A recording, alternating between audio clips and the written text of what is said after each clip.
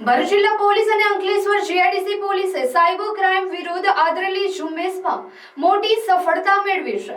Operation mule hunt અંતર્ગત પોલીસે social મીડિયાના માધ્યમથી લોન અપાવવાના બહાને છેતરપિંડી આચરતા એક રીઢા શખ્સની ધરપકડ કરી છે।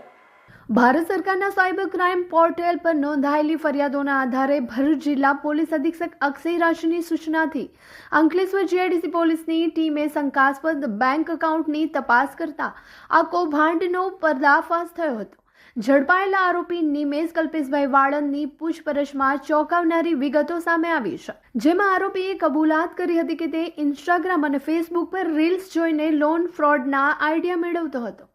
તે ફેસબુક અને ઇન્સ્ટાગ્રામ પર ખોટી ઓળખ ઊભી કરી લોન આપવાની જાહેરાતો મૂકતો હતો।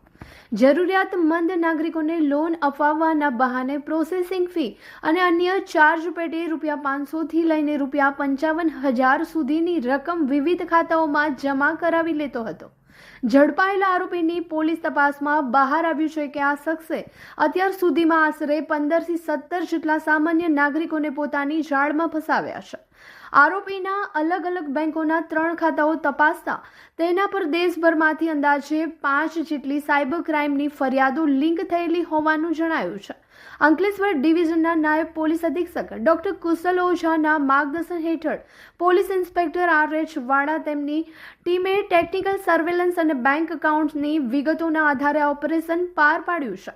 પોલીસે આરોપીની અટકાયત કરી વધુ તપાસ હાથ ધરી છે, ત્યારે આ રીતના અન્ય ગુનાઓ પણ સામે આવે તેમ લાગી રહ્યું છે।